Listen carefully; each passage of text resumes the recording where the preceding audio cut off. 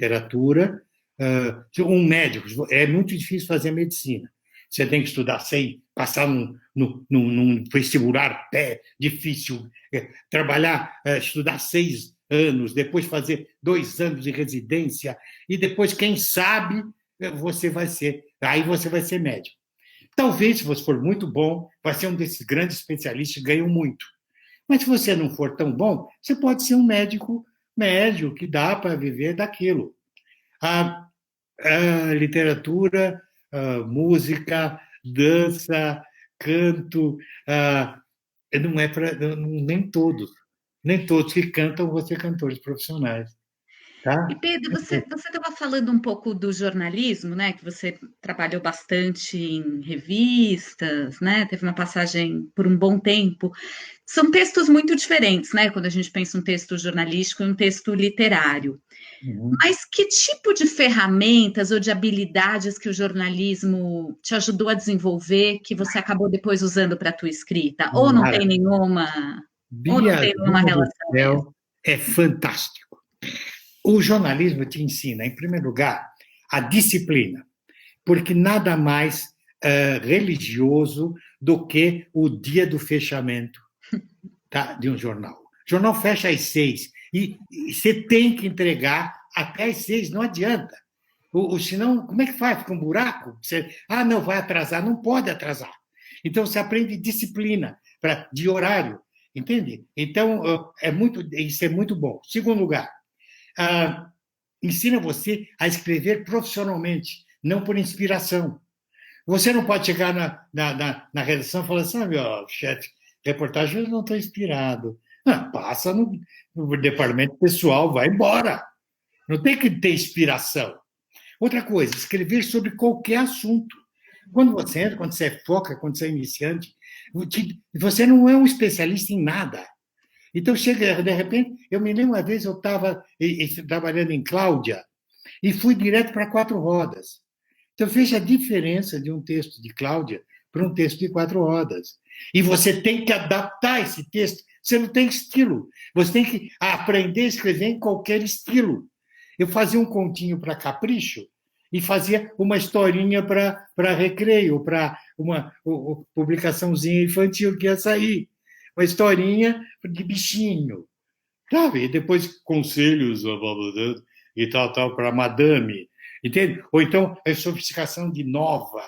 Na época a revista era muito importante. Hoje as revistas caíram de moda. A Grande Abril acabou, não existe mais, né?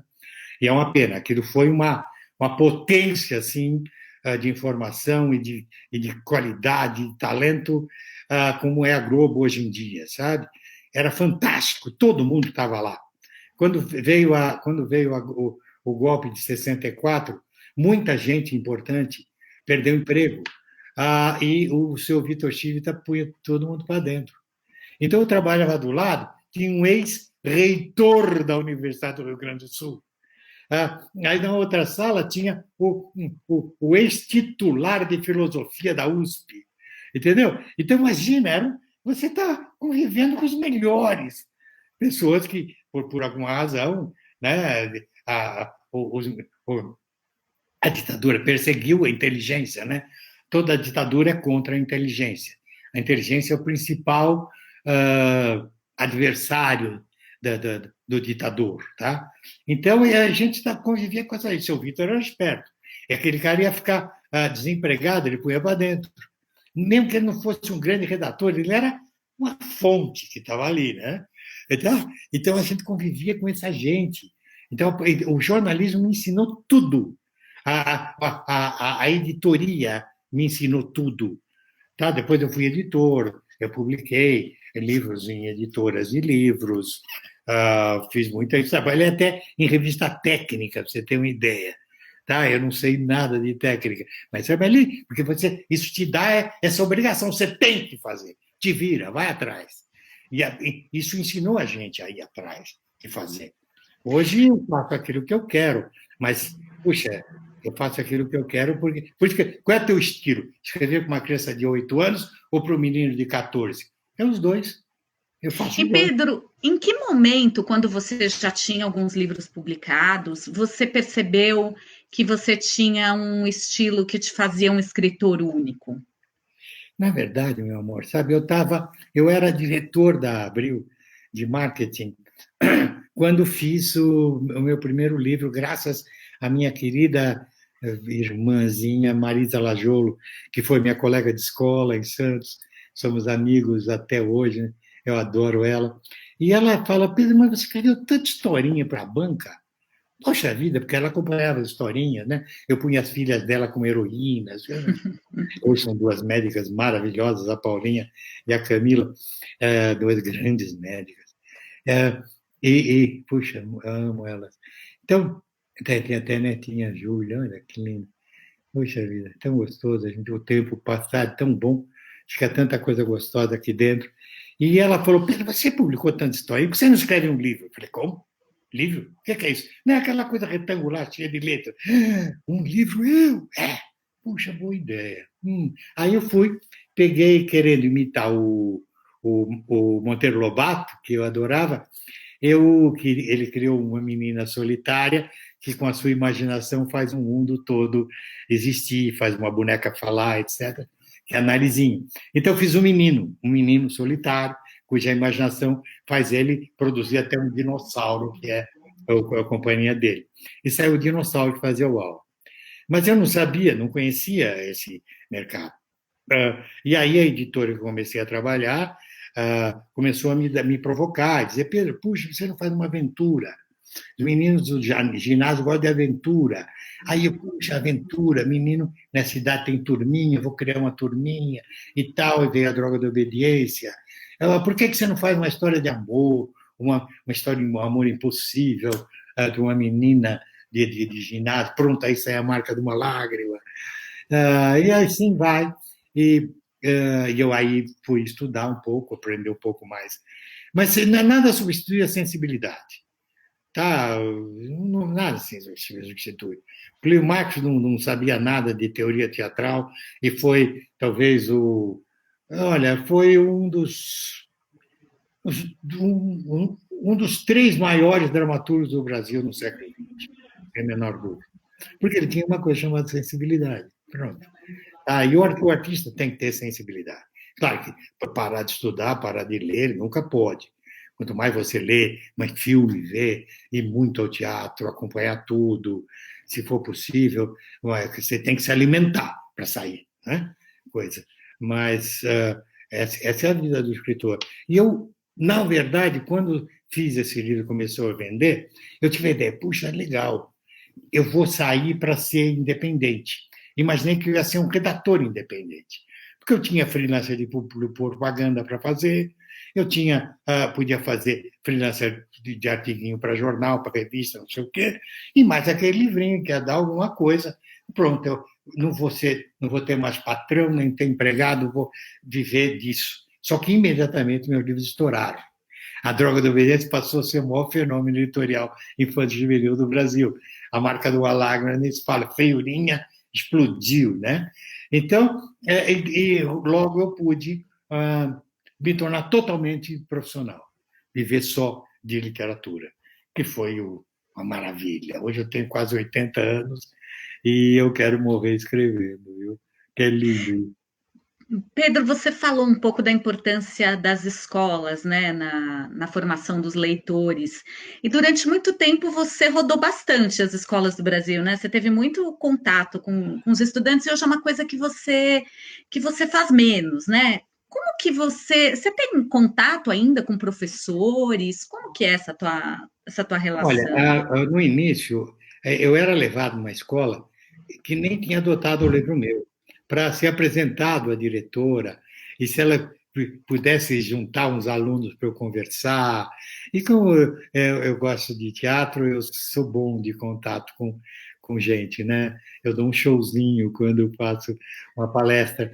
E eu e todos os meus colegas, mas cansamos de tanto ir. Aí os mais jovens, com amigos meus, ainda vão para longe, vão para o Maranhão, vão para o Ceará e tal. Eu fui muito em muitas escolas. Hoje em dia, graças à internet, eu faço muito videozinho para as escolas. Então, a escola que está adotando tal livro, a professora entra em contato comigo. Ah, Pedro, manda um recadinho para os meus alunos da sexta série que estão vendo tal coisa. Aí eu gravo um videozinho falando com ele, dou o nome da professora. Às vezes ele manda uma cartinha, eu respondo a cartinha pela internet. Porque eu já estou com quase 80 anos, já fui muito operado na vida e tal. A minha saúde não tem aquela bola toda para você. Antes a gente passava assim, eu ia, digamos, domingo à tarde, eu ia para o Rio, ia para um hotel. Aí, de segunda a sexta, eu ia visitando escolas no Rio de Janeiro, uma para outra saída, às 8, umas 9, outras 10, outras, ia pá. Uma vez eu fiz 10 ou 12 escolas num dia. Nossa. Um dia, e pulando e suando, aquele calor do Rio de Janeiro. Aí, sexta-feira acabava, sábado de manhã voltava para casa. E fiz isso, Rio Grande do Sul, muito no Rio Grande do Sul. Foi em tudo que é canto. Eu acho que o único estado que eu não fui foi no Amapá. Eu nunca estive no Amapá, mas até em Roraima estive, aquele calor de Roraima. Não fui ainda no Acre eu nunca fui. Mas o resto eu fui e tal, nossa. Comer tucucu, como é que é? Pirarucu no Tucupi e tal, no Amazonas, e depois, me lembro uma vez eu estava onde? Eu estava, eu acho que eu estava em Teresina, e tive que ir para Ijuí, no sul do Rio Grande do Sul, pulando pim, pum, pum, pum, pum, pum, até chegar em Ijuí. A gente vai ainda em algumas feiras grandes, né? E faz palestras. Eu fiz muita palestra para professor, eu dei muita seminário para professor. Eu juntava numa cidade todos os professores do ensino público, aí a gente discutia. Aí eu dou uma palestra séria, não, porque eu não sou sério, eu estou fazendo palhaçada, mas falando de assuntos sérios, né? De psicologia e tal, das dificuldades do ensino. A grande dificuldade nossa é o letramento, é fazer com que nossas crianças aprendam a ler, compreendam o que lê. Não é alfabetização, é letramento, é compreender o que está lendo. Esse é o grande desafio do Brasil. Nós continuamos com... Olha, provavelmente nós temos metade dos brasileiros incapazes de ler um texto curto. Nós sempre temos o último lugar no PISA, tá? Porque as crianças não entendem o que leem, não entendem, não sabem fazer uma conta simples, uma regra de 3. É muito difícil. Por isso que o Brasil é atrasado. Nós somos atrasados em educação. E o nosso trabalho, nós, escritores infantis juvenis, nosso trabalho é esse, apoiar a escola. Nosso material é um material de apoio, eu não tenho nenhuma vergonha disso. Não é uma literatura livre, não. Eu tenho orgulho de fazer uma literatura para apoiar o trabalho do professor. É isso que eu faço. Então, naturalmente, conforme o meu discurso, se eu vou falar com uma criança de 8 anos, eu não posso falar palavrão, certo? Eu não posso falar de certos assuntos que não interessam a ele. Não é? Então, quando eu vou escrever para uma criança de 8 anos, também.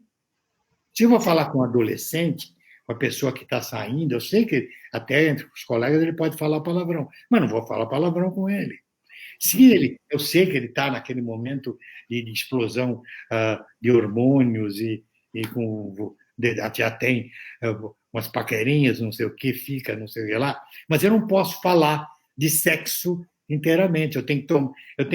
Posso até falar, mas de um modo. Então é assim quando eu escrevo. É como quando você vai falar. Se você vai falar com uma criança de 3 anos, você vai, que bonitinho, engraçadinha, bonitinho, né? Você adapta a tua linguagem. Se você for falar com o embaixador da Lituânia, fala, excelente, né? Você adapta a tua linguagem conforme o teu interlocutor. Eu também. Eu adapto a minha linguagem conforme o leitor que eu quero atingir. Então, essa é uma preocupação que eu tenho. Quer dizer, eu falo com ele como eu falaria se ele estivesse na minha frente. Não é um esforço. Não é um esforço. Eu estou escrevendo para ser lido. Às vezes, eu tenho muito pai, você sabe disso, nós temos alguns pais muito conservadores e que têm algum problema, que ficam, né? Então, às vezes, meus livros, tem o meu livro Mariana, que eu amo esse livro, eu nunca tive filhas, só tive filhos, e adoraria ter uma filha. E eu e minha mulher, se tivéssemos uma filha, chamar-se-ia Mariana. E um dia eu falei para ela, vou escrever, minha filha, senta aí e me conta o que é a puberdade para uma mulher, para uma menina. E ela foi me contando as histórias da puberdade, as dúvidas que as meninas têm, não é? A coleguinha já botou seio, ela não. Então ela compra um sutiã e bota enchimento para dizer que ela também fez seio. E fiz um livro sobre isso. Dá muito bode. Tem muito pai que acha que é pornográfico. É pornográfico falar da coisa que acontece com todo mundo. E que é importante. As meninas, muitas vezes, são mal informadas, elas ficam apavoradas. Nessa hora, é bom você ter um material que até que possa ser discutido pela professora em classe e tudo mais. Mesmo a Mariana, a Marca de uma Lágrima, que tem uma menina apaixonadérrima. E ela tem 14 anos, ela tem sonhos e tal. Claro que é tudo metafórico, mas tem pai que. Eu vou falar. Pedro, eu te peço desculpas. Eu vou te interromper, que a gente chegou no nosso tempo. Passou voando a nossa conversa, mas deu 1 hora. Pedro, queria muito te agradecer. Foi um grande prazer conversar com você. Saber um pouquinho como está a tua vida agora. Você quer se despedir das pessoas? Quer falar Eu quero, sim, tomara que algumas pessoas mais jovens tenham ouvido nossa conversa. Eu falei com liberdade, claro que uma pessoa mais jovem talvez não tenha entendido o que eu falei. Mas olha, gente, sabe o seguinte, o velho Pedro Bandeira é uma pessoa que vai morrer feliz porque ele conseguiu dedicar a sua vida toda ao futuro do Brasil. Você é o futuro do Brasil. Agora, para o Brasil ser inteligente e informado, é preciso que você seja inteligente e informado. E a gente só vai buscar o fundo da informação nos livros, em todos os livros. Tá? Leia muito. Obrigada, Pedro. Pense muito. Eu amo você. Eu só queria avisar quem acompanhou a gente, quiser conhecer alguns livros do Pedro, a editora disponibilizou abertos, o endereço aparece aqui. Seus livros estão abertos, Pedro, disponíveis para quem quiser conhecer. Muito obrigada, foi um prazer.